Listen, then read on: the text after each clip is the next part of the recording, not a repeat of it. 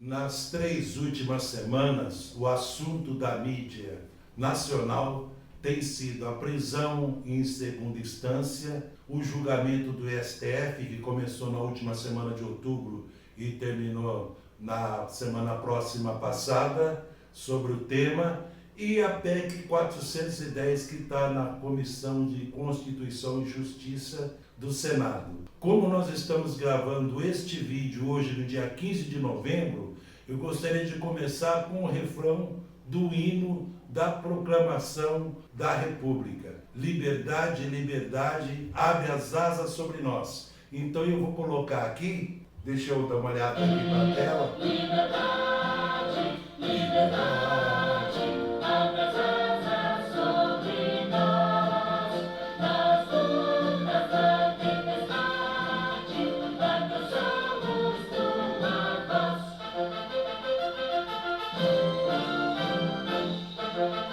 Então fica aqui a minha homenagem à nossa República Federativa do Brasil.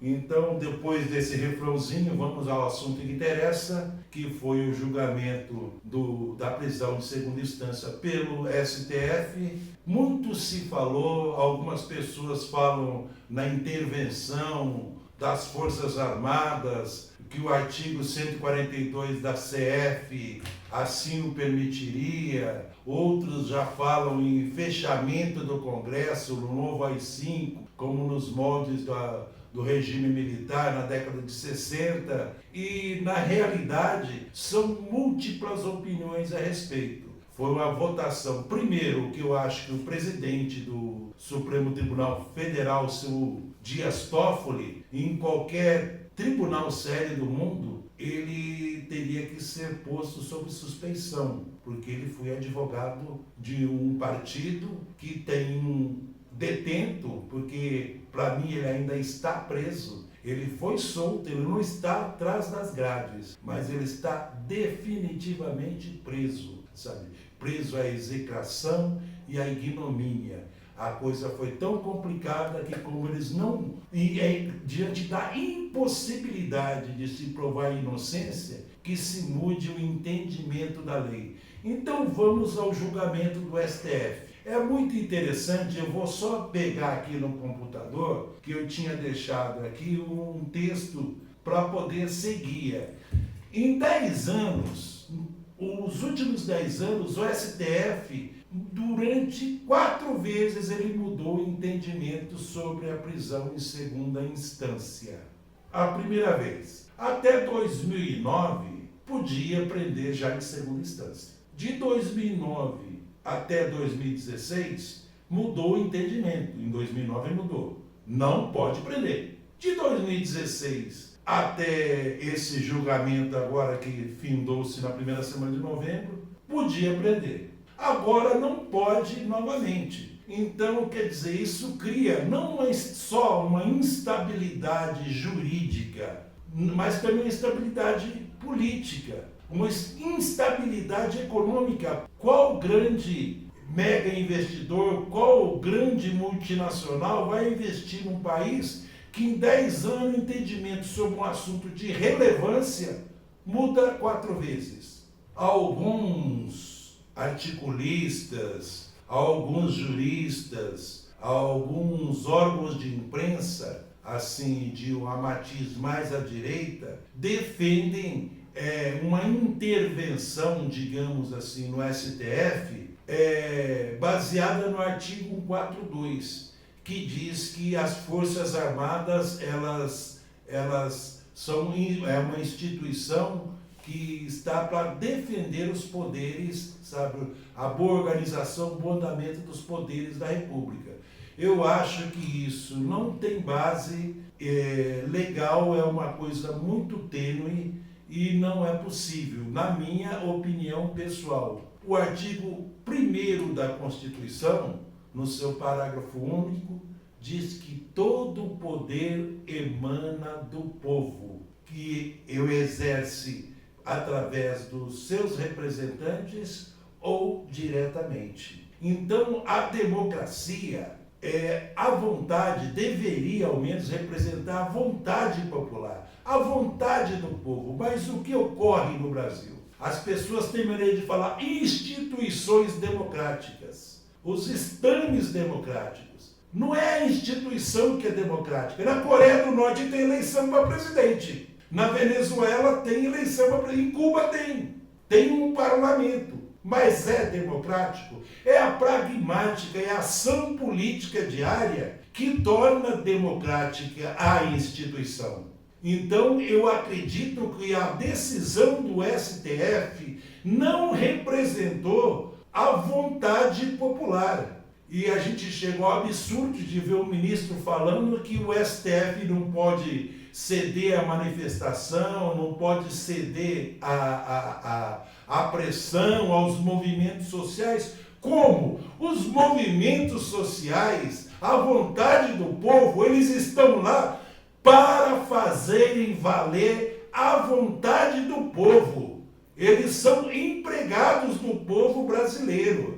E, aliás, eram para ser os guardiões da Constituição, não para mudar de entendimento ao sabor das conveniências, para soltar um condenado, um chefe de uma quadrilha que, infelizmente, governou por 13 anos o nosso Brasil, se mudou o entendimento da lei e junto com ele já vai um monte. O seu Delúbio Soares, o seu Vacari Neto, os dois últimos tesoureiros dessa organização criminosa, já estão sem as suas tornozeleiras. Eu acho que é um absurdo isso que aconteceu. E nós temos um outro caminho, que não é intervenção do Exército, não é artigo 142. Eu acho que o caminho é outro. Nós temos que nos ater e pressionar os senadores. Eu acredito que na semana que vem a Comissão de Constituição e Justiça do Senado Federal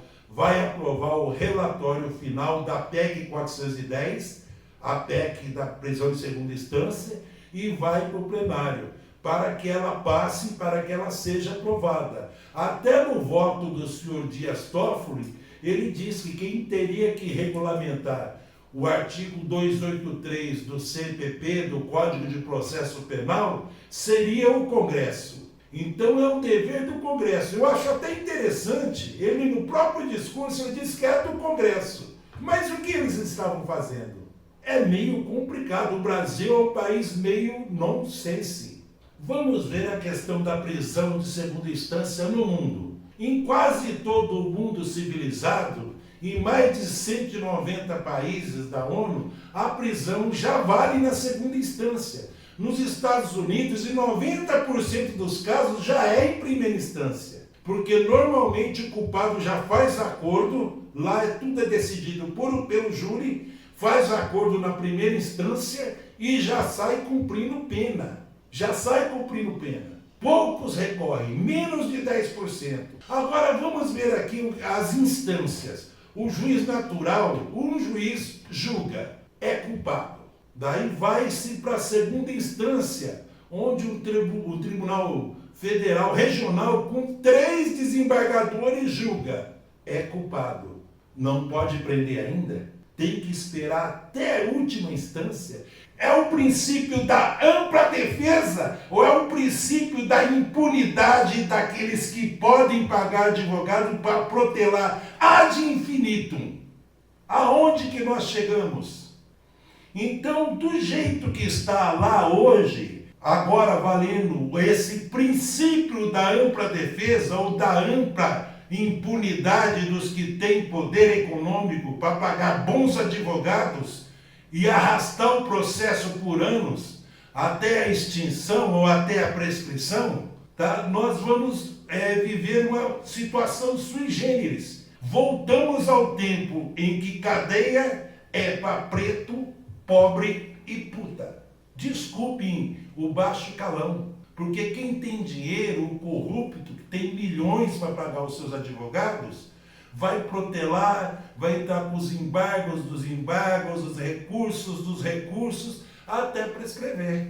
Eu não sei, mas acredito que deve o João de Deus, Abdul Mansur, né? Eu não sei falar o nome direito lá, o médico que fez violações de mulheres das suas pacientes por atacado, né, devem já estar na rua. Se não estiverem, pelo poder econômico que eles têm, com certeza eles em breve estarão.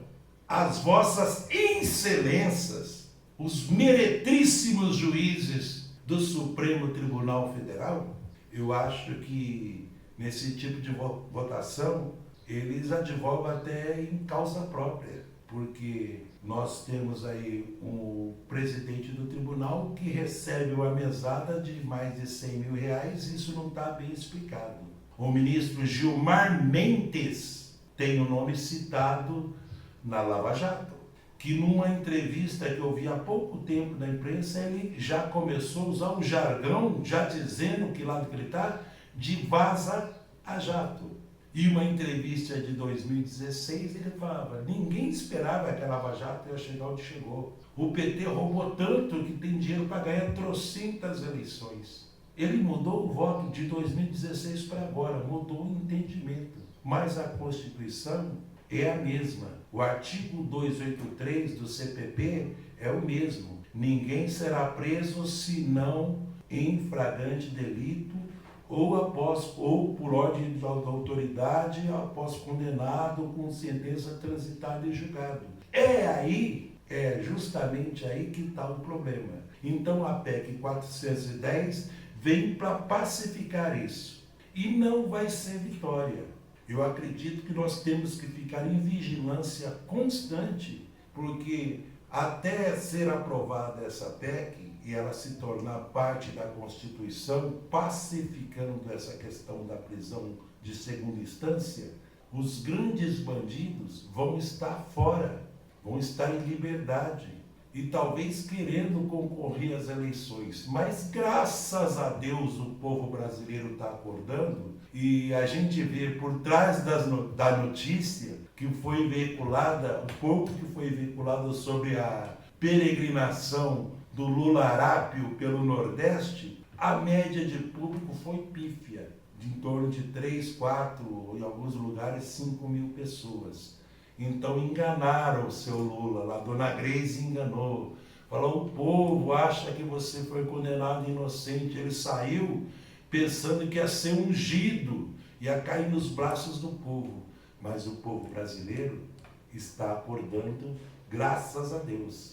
O povo brasileiro está percebendo quem são realmente os amigos da pátria e quem são os traidores da pátria. É muito complicado a situação da esquerda hoje, porque a gente vê que houve uma polarização, eles buscaram jogar preto contra branco, homossexual contra hétero, rico contra pobre, patrão contra empregado, buscaram uma polarização no sentido de dividir a sociedade para reinar.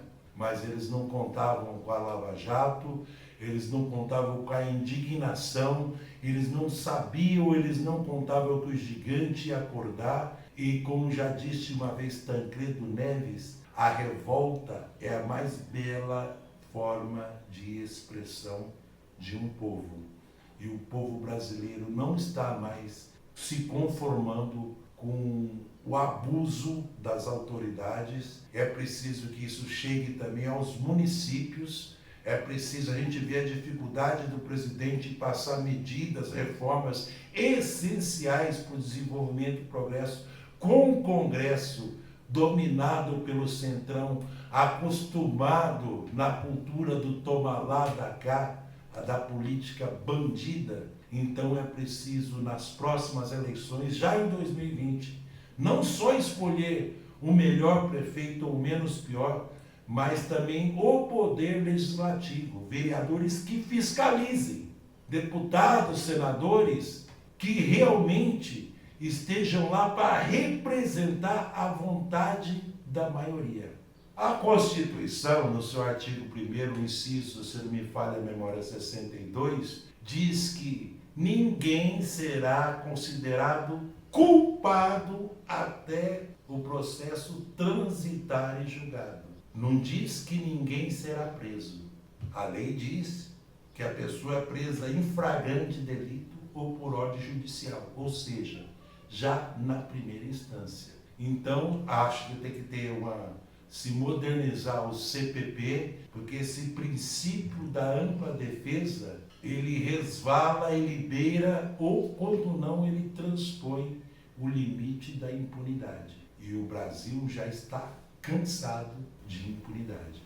Ou seja, entre o inciso 62 da CE, do artigo 1º da CF, que diz que ninguém será considerado culpado até o trânsito em julgado, e também mais para frente outro inciso diz que ninguém será preso senão em flagrante delito, isso é da Constituição, vale desde 88. Mas a prisão em primeira instância sempre ocorreu durante 20 anos, sempre ocorreu. Agora, acho que em 2016, que o ministro na época, Eros Grau, né, que quis mudar o entendimento da CF e fazer uma salada com o artigo 283. Então, hoje, o mais importante é a gente fazer com que pressionar o Congresso Nacional para fazer com que a PEC 410, a PEC da prisão de segunda instância, seja aprovada o mais urgente possível.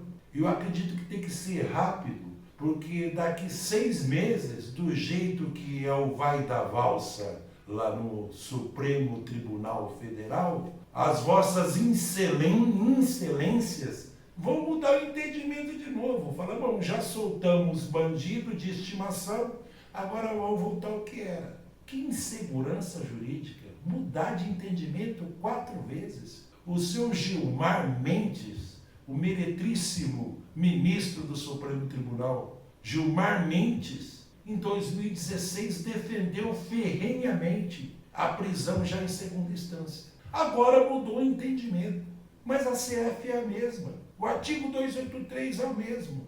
Então, o que faz, o que leva estes senhores a mudarem de opinião, a terem essa inconstância de entendimento? Então, meus amigos, este imbróglio da prisão em segunda instância tem que ser desvendado, desvelado o mais rápido possível.